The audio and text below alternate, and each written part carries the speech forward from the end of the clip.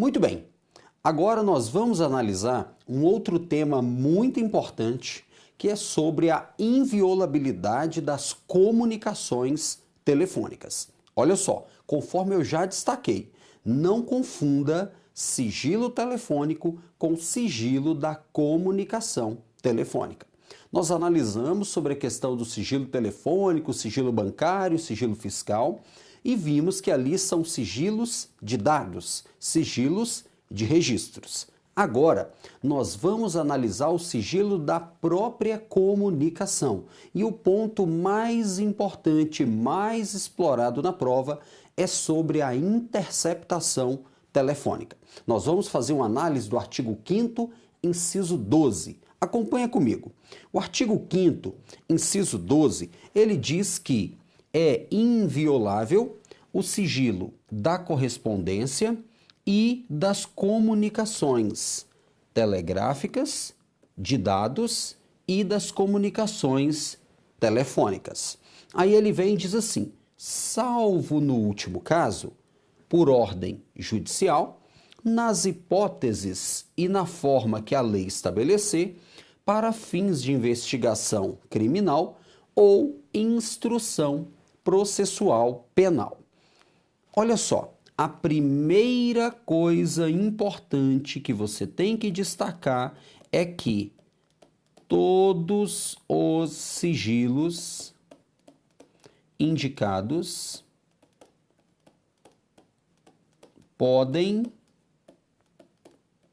ser restringidos. Isso aqui é importante, vou te dizer por quê.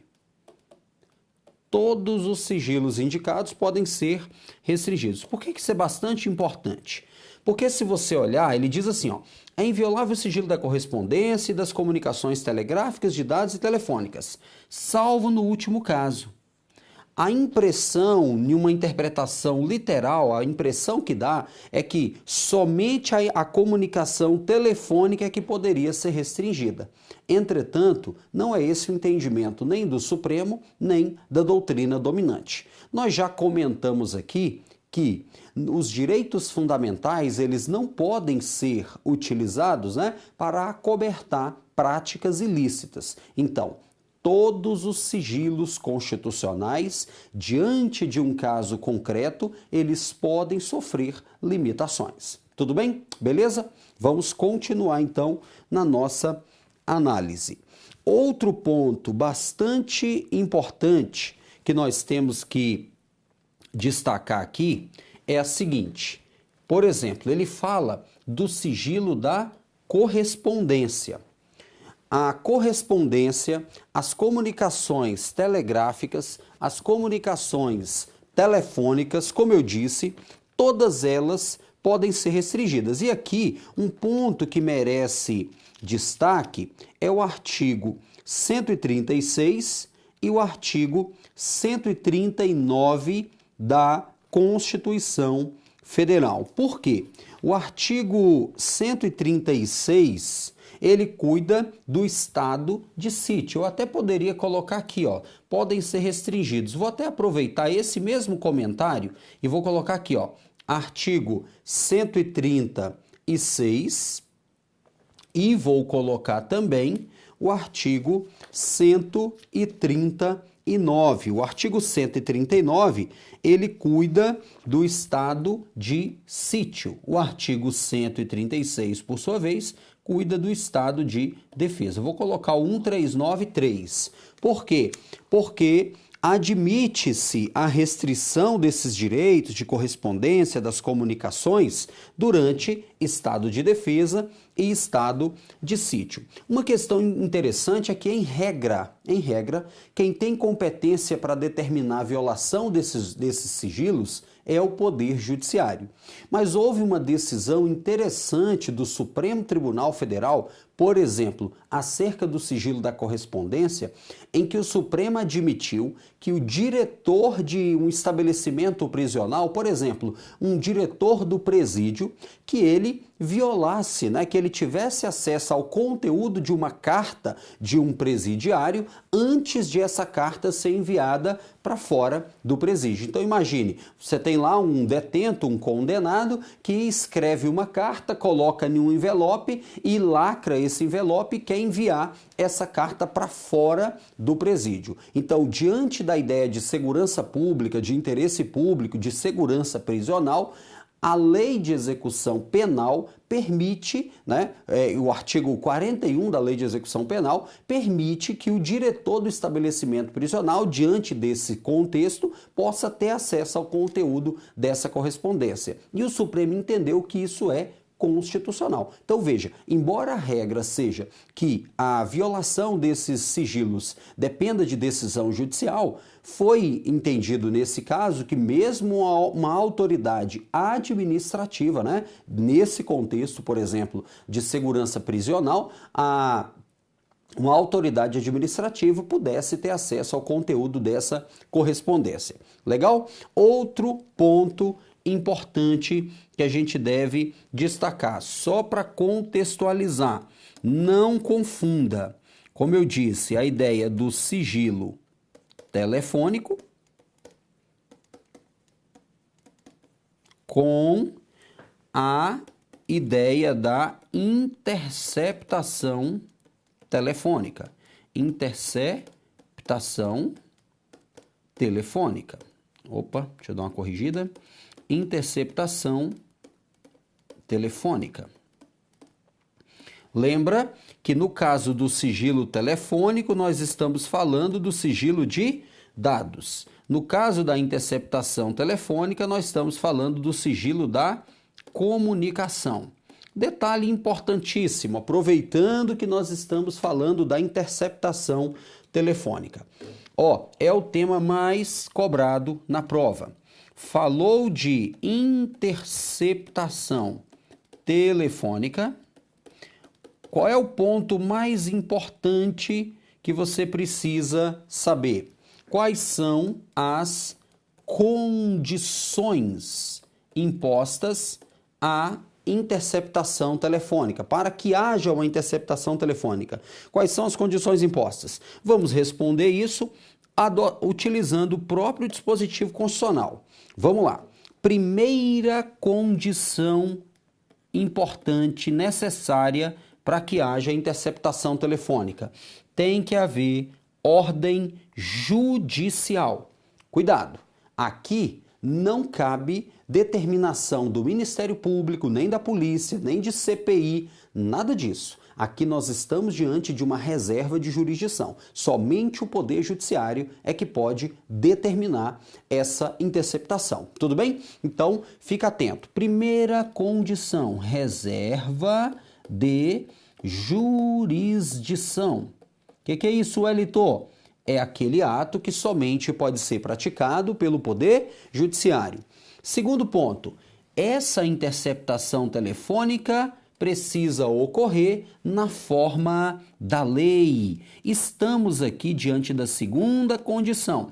Temos aqui uma norma de eficácia o quê? Limitada, uma norma que depende de lei. Foi feita a lei? Foi. Lei 9296 de 96. Detalhe importante, Supremo entendia que, enquanto não fosse editada a lei, as provas colhidas por meio de interceptação telefônica eram provas ilícitas. Por quê? Porque o dispositivo constitucional é de eficácia limitada, é um dispositivo que reclama, que exige a edição de uma lei posterior. Então é uma norma de eficácia limitada. Depois veio em 96 a lei 9296 e pronto, deu aplicabilidade, deu eficácia, né, ao dispositivo constitucional. Tudo bem?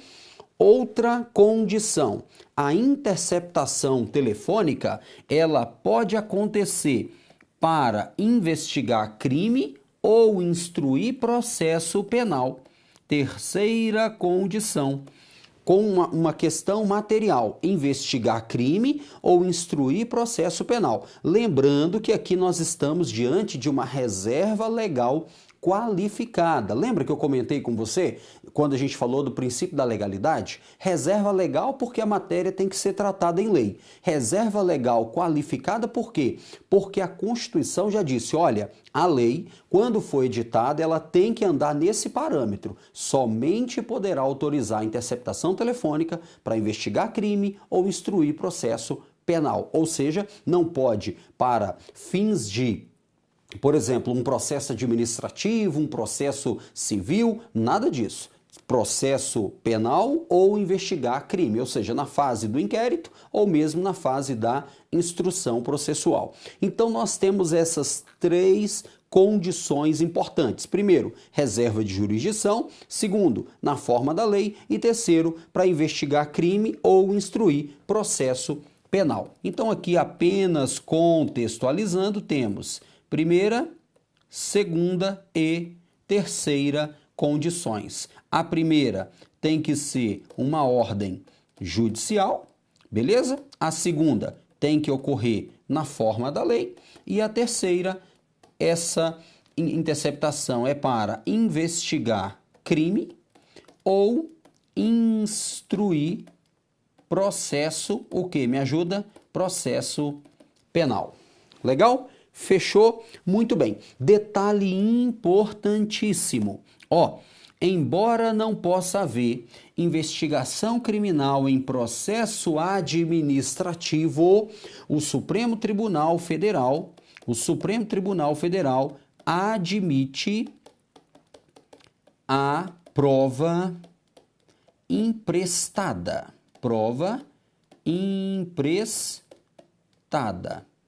do processo penal para, por exemplo, o processo administrativo disciplinar. Fica atento, ó.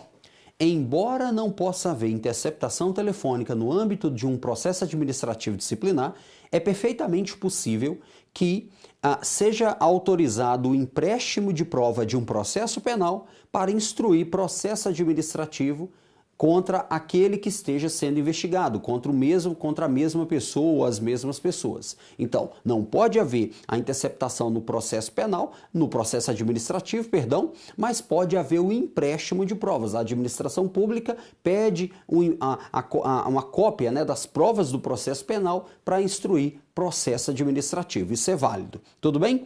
Outro ponto importante, ó, não confunda interceptação telefônica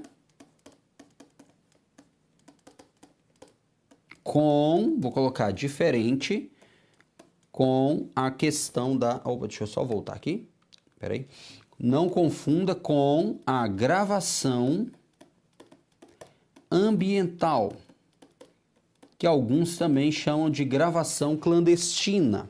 Olha só, na gravação clandestina ou ambiental funciona assim: duas pessoas conversam e uma delas grava a conversa sem o outro saber. Por exemplo, eu ligo para você e eu gravo a conversa sem você saber. Isso não é interceptação telefônica, porque interceptação pressupõe no mínimo três: dois que conversam e um terceiro que grava a conversa sem que os demais saibam que estão sendo gravados. Na gravação clandestina ou ambiental, não. Dois conversam e um deles grava sem que o outro saiba. Tudo bem? Então, como não se confunde gravação ambiental com interceptação telefônica, a gravação ambiental não se submete às condições. Por exemplo, para fazer uma gravação ambiental não tem que ter determinação judicial.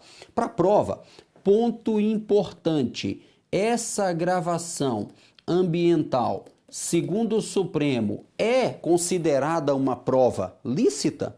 Por exemplo, eu posso gravar a conversa que mantive com você e depois apresentar essa conversa para as autoridades policiais ou para o Ministério Público? A resposta vem agora. É prova lícita? Resposta: sim, prova lícita. A gravação ambiental é considerada uma prova lícita no processo penal. Tudo bem? Legal? Então, eu fecho com você aqui essa análise dos principais aspectos da interceptação telefônica. Vamos seguir. Agora, vamos analisar um outro dispositivo muito importante, que é o dispositivo sobre a inviolabilidade do domicílio. A Constituição, nós já vimos, ela protege a ideia de intimidade, vida privada, honra e imagem das pessoas. Olha só, quando a Constituição protege as comunicações telefônicas de correspondência, por exemplo, o objeto protegido é, na verdade, o quê? A intimidade, a vida privada, a honra e a imagem das pessoas. Da mesma forma, quando a Constituição diz que a casa é asilo inviolável do indivíduo e ninguém nela pode penetrar sem consentimento do morador, ela está também protegendo a intimidade, a vida privada, a honra e a imagem das pessoas. Vamos destacar aqui alguns pontos importantes para você não perder qualquer questão acerca desse tema. Ele começa dizendo que a casa é asilo inviolável do indivíduo e ninguém nela pode penetrar sem consentimento do morador. Primeira coisa importante, o Supremo Tribunal Federal entende que casa, nesse contexto, tem sentido amplo. Então, por exemplo, casa tem sentido amplo. Segundo o Supremo, pode ser considerado casa a casa mesmo, o escritório, um consultório, um quarto de hotel, um quarto de motel, um barraco. O Supremo tem, algumas decisões que, em fundamentação de votos, os ministros citaram, por exemplo, o trailer, um barco. Alguns defendem, por exemplo, a boleia do caminhão. A doutrina, embora haja divergência, tem se posicionado dessa forma, que a boleia do caminhão é também considerada casa. Por quê? Casa, para o Supremo, é o local onde a pessoa, o local fechado, habitado, onde a pessoa exerce profissão ou onde a pessoa more. Inclusive, aqui a título de complementação, o Supremo tem adotado o artigo 150, parágrafo 4º do Código Penal. O artigo 150 do Código Penal cuida do crime de violação de domicílio. E o parágrafo 4º, ele estabelece um conceito de domicílio para fins de tipificação penal. E é um conceito bastante amplo. Então, fica atento. O conceito de casa é um conceito bastante amplo. Tudo bem? Volta comigo no dispositivo. Então, primeiro, casa tem sentido amplo. A casa é asilo inviolável do indivíduo, ninguém nela entra sem consentimento de quem? Do morador. Segundo ponto, a proteção é dada ao morador, seja ele o dono ou não. Tudo bem? Legal. Terceiro ponto importante, o dispositivo vem e diz assim, a casa é asilo inviolável do indivíduo, ninguém nela entra sem consentimento do morador, salvo. Esse salvo significa que o direito não, como a gente já viu, é absoluto. A inviolabilidade não é absoluta. A Constituição vai estabelecer exceções, ou seja, casos em que, mesmo o morador, quarta ideia, mesmo o morador não concordando, é possível haver a violação do domicílio. Vamos lá, vamos ver quais são esses casos. Primeiro, o primeiro é o caso de flagrante delito. Opa, delito não, delito, né? Flagrante delito, desastre, a necessidade de prestar socorro. Eu vou parar por aqui para eu comentar o outro na sequência. Nesses três casos, a casa pode ser violada durante o dia ou à noite. E detalhe, nesses casos, não há necessidade, regra, Não há necessidade de autorização judicial. Por quê? Porque são casos, seja o flagrante, por exemplo, está acontecendo um crime lá naquela residência, ou necessidade de, aqui um estado de necessidade, desastre, prestar socorro e tal. E aí detalhe, ó, o Supremo tem uma decisão, né, que diz, por exemplo, no caso do flagrante, que a autoridade policial, se tiver fundadas razões de que está acontecendo um crime dentro de uma casa, ela pode violar, pode, né, ali fazer a violação do domicílio e depois vai justificar o porquê da medida sob pena de responsabilidade. Então isso é uma garantia tanto para o ato da autoridade quanto para a própria pessoa que sofre, né, essa medida extrema de violação do domicílio. Além dessas três hipóteses, nós temos a mais cobrada, que eu trouxe para cá, para a gente comentar separadamente, que é a determinação judicial. No caso aqui, mais uma vez, nós temos uma reserva de jurisdição. Nota aí que quem é que vai determinar a violação do domicílio é o Poder Judiciário. Então não cabe ordem da CPI, não cabe ordem do Ministério Público, não cabe ordem da polícia, tem que ser uma ordem escrita e fundamentada de autoridade judiciária competente. Ordem judicial. Agora, detalhe, no caso da ordem judicial, a Constituição expressamente diz que tem que ser executada essa ordem durante o dia. Tudo bem? Detalhe, se a autoridade policial chega com um mandado de prisão, por exemplo, na casa de uma pessoa, à noite, vamos imaginar, às 10 horas da noite, o morador pode permitir que a polícia, já aconteceu um caso bem famoso aí, não vou falar aqui, mas um caso bem famoso que de repercussão nacional, a prisão foi executada na casa da pessoa por volta de 11 horas da noite. Por que, Wellington? Porque a própria pessoa consentiu. Lembra que a autoridade vai chegar à casa da pessoa, ninguém entra sem consentimento do morador. Mas se o morador consentir, não importa se é de dia ou de noite. Agora vamos imaginar que a autoridade policial chegue à noite à casa da pessoa com a ordem judicial. Se a pessoa disser não, não vai entrar. Aí o Código de Processo Penal diz que a autoridade tem que tomar todo o cuidado com a segurança para evitar, por exemplo, que a pessoa fuja se for um mandado de prisão e, amanhecendo, aí a autoridade policial poderá executar normalmente a diligência que tem para fazer. Tudo bem? Então, ó, durante o dia, detalhe importante, o que é dia? O que é dia para fins desse dispositivo constitucional? Aqui nós temos duas ideias que a doutrina tem adotado, dois critérios, na verdade. Um critério chamado físico-astronômico e o outro critério, que é o critério horário. A doutrina tem adotado esses dois critérios aqui. Critério físico-astronômico e o critério horário. Pelo critério físico-astronômico, dia é o período que vai do amanhecer ao anoitecer, da aurora ao crepúsculo, não importa o horário, percebeu? Amanheceu é dia, anoiteceu é noite, pronto. Dia é aquilo que não é noite. Já pelo critério horário, a doutrina dominante adota de 6 a 18 horas. 6 a 18 horas. Parcela da doutrina tem utilizado os dois critérios. Tudo bem? Alguns adotam o critério do Código de Processo Civil, que diz que os atos judiciais podem ser realizados das 6 às 20 horas. Entretanto, é uma doutrina minoritária. A doutrina dominante adota esse critério que eu estou trazendo para você aqui. Então, ordem judicial, reserva de jurisdição e o que é dia, o critério está aqui. Essa é a ideia da inviolabilidade do domicílio. Vamos continuar.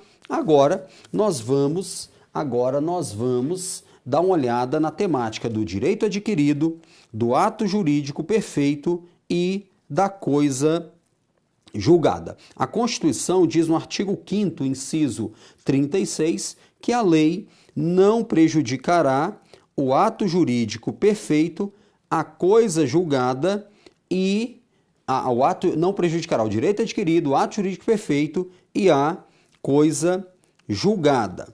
Muito bem. Isso aqui é o que a doutrina chama de pilares. Opa, peraí. Pilares da segurança jurídica. A ideia aqui é proteger, né, a estabilidade das relações jurídicas. A ideia aqui é que a lei não venha uma lei nova e desconstitua aqueles fatos que já foram finalizados, consumados no passado. Imagina, você constitui uma relação jurídica e aí você fala, pronto, agora está tudo certo. Né? Você firma um contrato e aí você cumpre toda a ideia daquele contrato, segundo a lei vigente naquele momento, então está tudo resolvido, você está em paz, está tranquilo, aquela situação é estável. Aí uma lei 10 anos depois vem e fala assim, ó, mudou tudo, as regras agora mudaram e aquele fato consumado do passado vai ter que ser refeito. Imagina, isso seria, poderia trazer um caos social. Então a ideia da segurança jurídica é de pacificação social, a ideia de estabilidade das relações jurídicas. Por isso, então, que a ideia aqui é proibir a retroatividade da lei que desconstitua essas relações. É importante a gente lembrar, né, que a lei penal nova, se for benéfica, ela vai retroagir, né, para beneficiar o réu. É tanto que, se ela for mais grave, é só para frente, é prospectiva. Beleza? Então a ideia é pilares da segurança jurídica: direito adquirido, ato jurídico perfeito e coisa julgada. Podemos citar aqui, né, para esses três institutos, né, nós podemos citar o artigo 6º do Decreto-Lei 4657 de 1942. Isso aqui é aquela conhecida Lei de Introdução às Normas do Direito Brasileiro, né? Que era antiga, chamada Lei de Introdução ao Código Civil e foi alterado para Lei de Introdução. O artigo 6º desse decreto-lei vai trazer um conceito, né, básico de o que é direito adquirido, o que é ato jurídico perfeito e o que é coisa julgada. De forma bem simples, a coisa julgada é aquela decisão judicial contra a qual já não cabem mais recursos, é a decisão judicial irrecorrível. Já o direito adquirido é aquele, né, que já se incorporou ao patrimônio do seu titular e por isso, né, ele não pode ser mais alterado, não pode lhe ser mais retirado. Vou te dar um exemplo. Vamos imaginar que um servidor público civil, ele tenha cumprido, melhor dizendo, todos os requisitos necessários à concessão de aposentadoria. Atendeu às carências, atendeu ao tempo de serviço, ao tempo de contribuição, à idade, atendeu a tudo. E ele continua, então, no momento em que ele atende a todos aqueles requisitos, ele tem o direito adquirido à aposentadoria naquele momento. Tudo bem? Mas vamos imaginar que ele fala assim, não, eu vou continuar trabalhando. E aí, um ano depois, ele ainda está trabalhando, mas vem uma nova lei e altera os requisitos. Só que peraí, lembra que ele já um ano atrás tinha adquirido o direito à aposentadoria? Então essa lei nova não pode retroagir e atrapalhar e prejudicar e alterar esses requisitos dele. Tá certo? E o que seria um ato jurídico perfeito? O ato jurídico perfeito tem uma relação muito íntima com o direito adquirido. Por quê? Ato jurídico perfeito é aquele que cumpriu todos os requisitos necessários à sua validade, segundo a lei vigente, ao tempo em que o ato foi praticado. Então vamos imaginar, nessa ideia da aposentadoria, o cara cumpriu todos os requisitos segundo a lei A. Então, nesse momento, o ato é perfeito. Se uma lei nova vem e altera esses requisitos, em tese, essa lei nova não pode retroagir. Tudo bem? Não pode retroagir. Então, nós temos aqui depois, a título de de complementação. Se quiser dar uma lida lá no artigo 6º, vale a pena. Legal. Questão interessante aqui, ó, é você anotar algumas coisinhas acerca do direito adquirido, que é o ponto, sem dúvida, mais explorado na prova. Ó, primeiro, não há direito adquirido a regime jurídico. Então, por exemplo, isso aqui acontece muito com o servidor público, né? Então, o servidor público é, por exemplo, servidor público estatutário, né? Ele é sujeito a um estatuto, a um conjunto de normas, né? Que ele se submete, a que ele se submete quando ele integra a administração pública. Então, esse conjunto de normas que foram estabelecidas unilateralmente pela administração, também poderá ser alterado unilateralmente pela administração. Então, por exemplo, a administração pública tinha uma determinada vantagem e eu entrei no serviço público e tinha aquela vantagem que era paga. Quer dizer que essa vantagem, ela constitui um direito adquirido? Não, a administração, com o tempo, ela pode, como a gente tem visto, ela pode ir lá e falar assim, olha, não existe mais essa vantagem. Acabou. E a partir dali não tem mais. Então, não há direito adquirido a regime jurídico. Também não há direito adquirido contra o poder constituinte originário. Quem é o poder constituinte originário? É o poder que elabora a própria Constituição. E por que isso? Porque, juridicamente, a doutrina entende que o poder constituinte é ilimitado e incondicionado. Também não há direito adquirido à manutenção de determinado padrão monetário. Exemplo, mudou, como a gente já viu na história do Brasil, mudou a moeda e aí o dinheiro valorizou ou desvalorizou, a pessoa não tem direito à correção monetária com base em um padrão que já não mais existe. Então, não há esse direito.